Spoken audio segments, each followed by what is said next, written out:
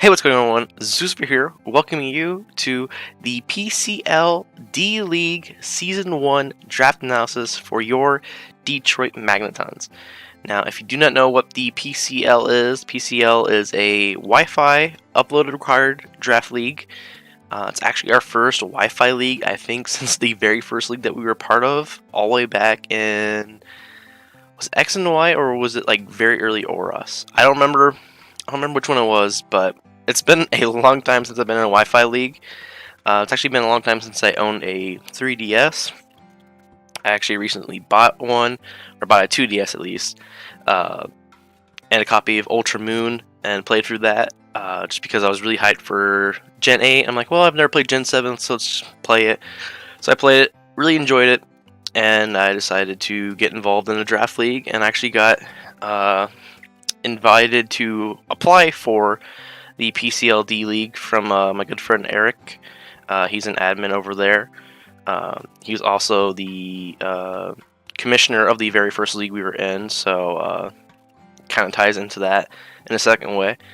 But anyways, we applied, and we were luckily enough we were granted admission into the PCL D-League. But yeah, anyways, I'm super excited about this draft. One thing to note, the PCL it does allow some Ubers in their team or in their league. I think there's like about 15 Ubers between regular Ubers and a couple megas, Uber megas. Each team was allowed to draft one Uber, and I had the 4th overall pick, and I could have done a lot of different things with this. But there was one mon that I've always wanted to try out with its ability, but never been able to just because it's always been banned in every league I've been in. I know the base version of the mon works pretty fine, but having access to its signature ability does push it up quite a bit, and if you haven't guessed it, my first round pick was in fact Greninja. Protean Greninja to be exact, not Battlebond. Battlebond is probably more broken than Protean. I'm not sure. I think it is. But yeah, anyways, Protean Greninja gives me access to stab everything. It has a really wide move pool with like ice coverage, dark coverage, poison coverage, psychic coverage. Gets access to like utilities like spikes and U-turn and taunt. It's a fast mon. It's based like 122, I believe. Its attacking stats aren't like the greatest thing out there, but being able to hit stab and hit pretty fast, I think does kind of make up for that lack of having that just initial oomph in terms of base special attack. But yeah, I figured I really wanted to try out Greninja, Protean Greninja, and I was able to get it. There's a lot of other things I could have gone with. I know like Mega Megros was there. I decided to pass up on that. Like Aegislash was there. Genesect, I think. There's a bunch of good Ubers. I don't think I could have gone wrong with this pick. So maybe I could have done a different Uber, but I really just wanted to give Protean Greninja a shot. So since this is a snake draft and there's 12 coaches, I had to wait about 16 more picks, I believe, or 16 or 14 more picks, I don't know the math off the top of my head, before the next time I was picking. And there was a Mega I really wanted, and there was also a Tier 1 Mon I really wanted that I was really surprised was still there. And I really debated it, and I've used the Tier 1 Mon before, but not so much the Mega. And I know the Mega that was there that I wanted is really, really good in League format. It can hit super hard. It's surprisingly bulky. It can take like a couple hits, not too many, but it just hits like a truck. And it's a Mega that I've always seen do pretty good in the leagues I've been in. And that Mega is in fact Mega Gallade. And I bet you're wondering as well, I should probably explain this, why Drapion was taken round 2. Also in this league, there were fire sales. So during the start of each round, outside of the first round, a certain tier would go on fire sale, and then 10 mons out of that tier would then go on fire sale. So, for example, if a tier 4 mon were to go on fire sale like Drapion, it would only cost the amount of points as a tier 5 mon would, and it would count toward your 3 picks. So the fire sale actually played a big role, I think, in this league, just because we saw some crazy things. Like, we saw round 2 Gligar. Was it round 2 Gligar, or was it round... I think it was round 2 Gligar. No, I think it was actually round 1 Gligar, because I think there was a fire sale in round 1 for tier 4. I think Gligar got drafted in round 1. Gliscor was on fire sale round 2 and got drafted. So yeah, fire sales made it really, really interesting, because things that you weren't expecting to draft became in your draft plan just because they were on sale. Things that you weren't expecting to get back to you because they would be picked got to you. It made everything crazy. I actually did pick up a couple fire sales myself, but I'll get into that in a little bit. But anyways, talking about Mega Gallade hits really hard with that base 165 attack. I think it's also like base 110 speed, so it's actually pretty fast for how hard it can hit. Has a really good move pull.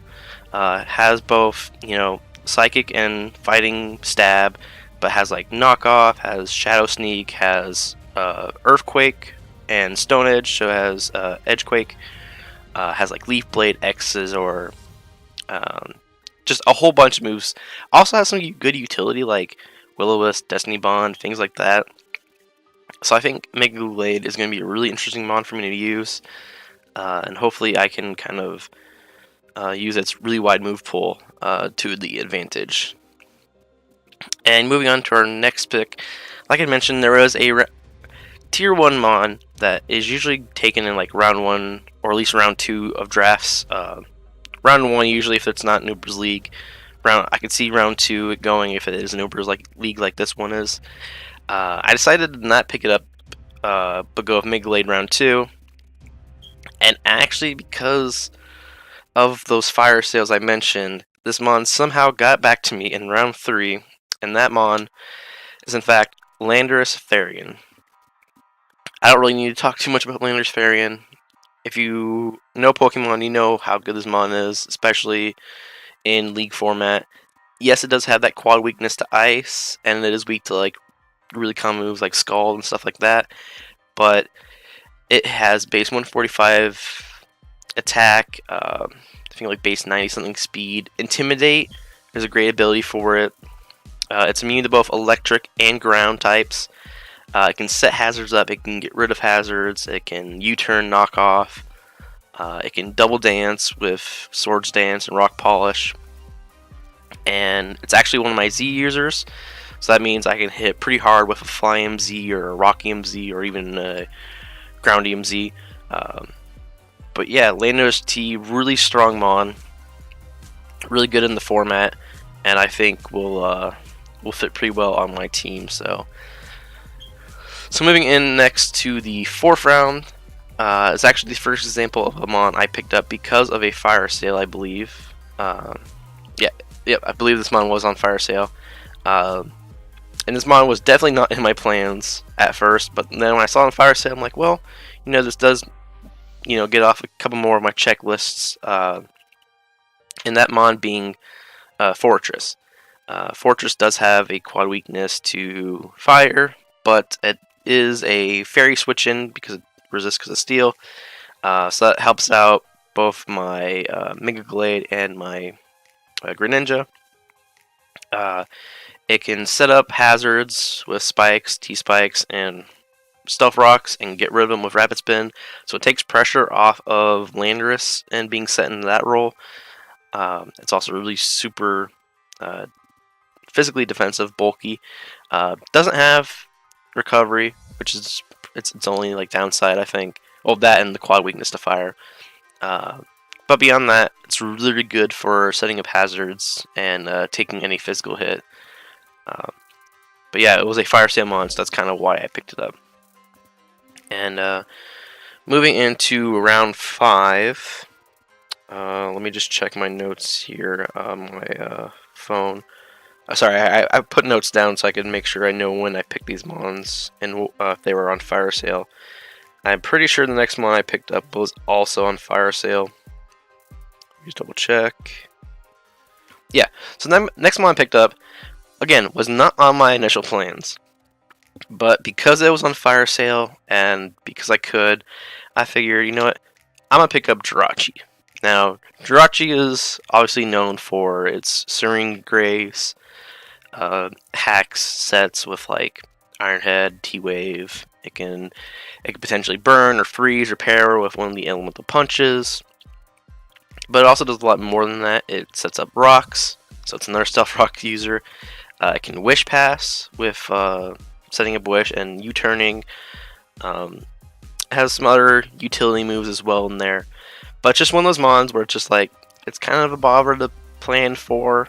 So the fact that I could get it on a fire sale and I wouldn't have to worry about it myself, I just figured, you know, yes, it's doubling up on both steel and psychic typing, but hey, it's a Jirachi. I'm not going to pass up on a tier 2 Jirachi. So that was my round 5 pick. Moving into round 6 here. Let me just look at my notes again real quick. Sorry. Okay. Round 6, this mon was not on fire sale. But I had a steel type. I had 2 steel type actually at this point. And I knew I wanted a good dragon type. There was a few good ones left. I believe I was looking at like Komomo. I think Haxorus was still there. But the one I actually ended up going with, which kind of does play into my fairy weakness, was actually Hydreigon.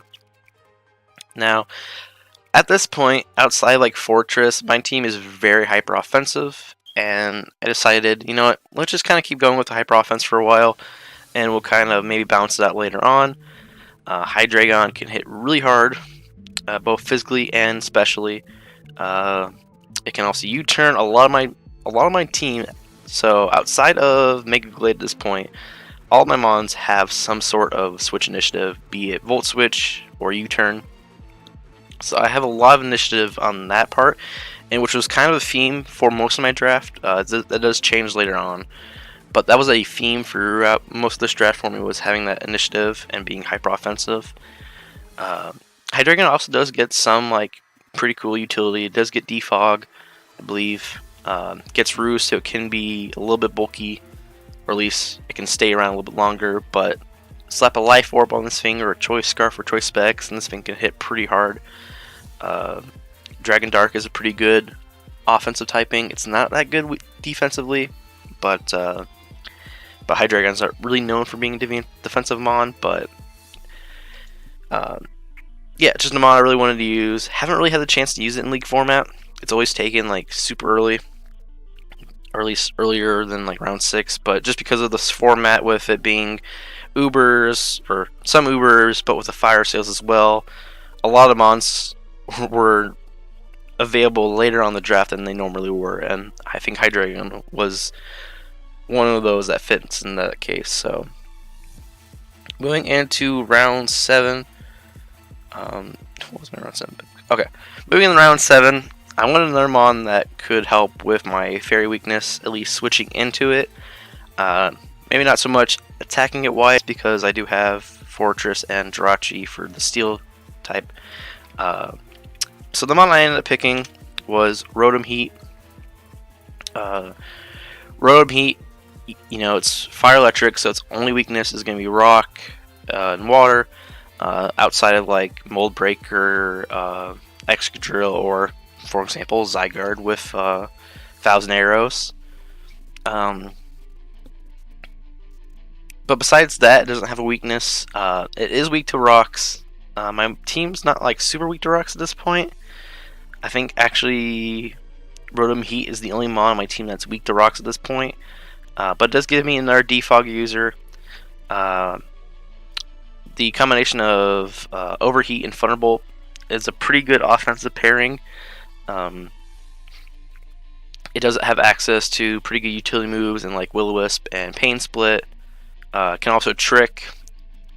But just like I think a pretty good defensive mon. The only thing it has against it is it doesn't have that reliable recovery. It does have pain split, but that plays on to not being able to take out your opponent's mon in that case. So interesting to see how I use the Rotom Heat in this league.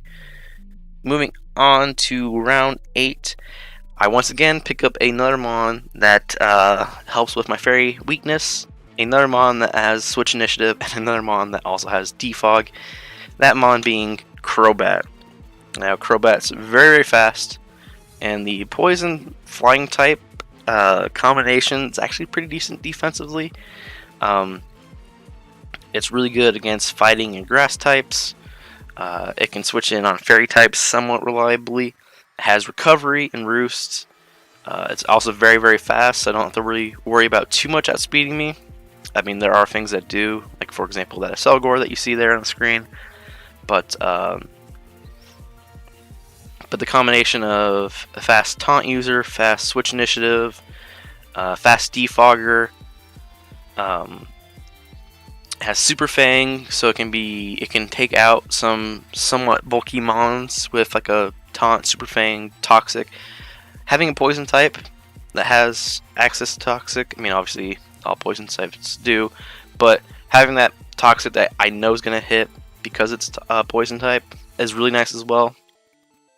It does add another mon that's weak to rock, but like I said, outside of Rotom and Crobat, my team's not really weak to rock.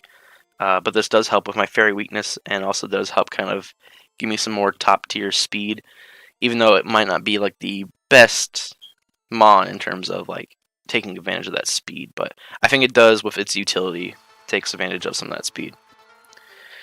Moving now into round 9, I finally decided, hey, I think I have enough switch initiative. I think I have enough hyper offense.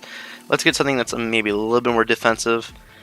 Maybe takes a little bit of pressure off of certain mons like my Jirachi in terms of having to be Wish Passer. I'm also missing my own fairy type. So at this point I decided with my round 9 pick to pick up Aromatisse. One of the main league coaches in the Discord server said that Aromatisse is very disgusting both to look at and also to use. And I definitely agree, it's not the prettiest thing to look at, but it's pretty good defensively. I mean, its HP is really the good stat there. Its defenses are okay, but it can take advantage of that good HP. And it can use Wish, so it can be a Wish Passer. I believe it gets Heal Bell, so it's a Cleric as well. It can also hit pretty hard with Moonblast. I think it's like if it's like base 100 or pretty close to base 100 special attack, so even without any investment it can hit a little hard. I'm not sure what its coverage is like. I don't really know this mon as an offensive mon. I just know it more so as a Wish Passer. And that's kind of why I drafted it, was hey, it's a Wish Passer, it's fairy type, let's just go ahead. I don't have a fairy type at this point, and it does help me fill out that core. So moving on now into our 10th pick, I decided to keep on with this trend of, hey, let's get some more bulk. Let's kind of balance this team out instead of it being like super hyper offensive. And I pick up an interesting typing. There's a couple mons that have this typing, and I have one of these mons that has one of the types, being ground. But a second ground type's always appreciated. Especially when it's not quad weak to like ice or anything for that matter. And that mon is actually Palisand. Palisand is Ghost Ground. And being a ground type that has reliable recovery is pretty rare. Only thing that comes to mind right now is like Hippowdon with Slack Off. I'm sure there's other things that have reliable recovery that are ground types, but just not that common. Having a ghost type also gives me an immunity to both fighting and normal. So this mon actually has 3 immunities, so that's actually really cool. Gives me another Stealth Rock user, gives me that reliable recovery, and it's pretty bulky. I I think you can. Oh, let me double check this real quick. I want to look up what its stats are. I actually have it pulled up here. 85 HP with 110 defense and 75 special defense. That's nothing to laugh at. So it's more physically defensive, obviously, but it can be especially defensive. And it does have 100 base special attack, so kind of like Aromatisse, even without any investment, it can still kind of hit a little bit. So it's not like a one-trick pony in that sense, but mainly was picked up for the bulk and also the Stuff Rock. And now moving into our last pick, our round 11 pick, there's a mon that I've always wanted to use, but I've always been afraid to use it because it has some glaring weaknesses. It's quad weak to rock. I've never really seen it used in league format before. It always seems to get passed up, even though it has pretty decent stats, I think. It can be both bulky, and it can also be kind of offensive. But that mon that I'm speaking of is actually Articuno. So, Articuno is definitely more defensive than offensive with base 90 HP, 100 defense, and 125 special defense. So, it is kind of a specially defensive wall. It does have Roost. Granted, rock type moves are going to just blow this thing back. With you throw Rock Throw at it, HP Rock is still going to probably hurt a hell of a lot, even from a non-invested mon. But it does have Roost. It does have Defog. Having Haze is also a really nice move to have on my team, just so that way I can kind of eliminate any mons on my opponent's teams that might try to step and sweep. Base 85 speed's not terrible for a more so defensive mon. And Ice Flying is actually not too bad of a stab combination for offense. Not a lot can switch into that. I mean, a good steel type can, but I have plenty of options on my team to take care of steel types. And this is also my second Z user, just based off how many points I had left. It was either this or I believe the Palisand. And I figured Articuno with, like Hurricane or Ice Beam, powering those up with a Z move or Blizzard, I guess, could prove to be useful. But anyways, that is the team for our PCL D-League Season 1 run.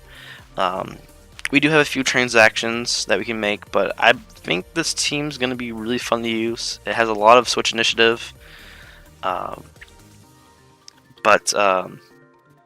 I think I kind of balanced it out there towards the end from it being just a complete hyper-offensive team.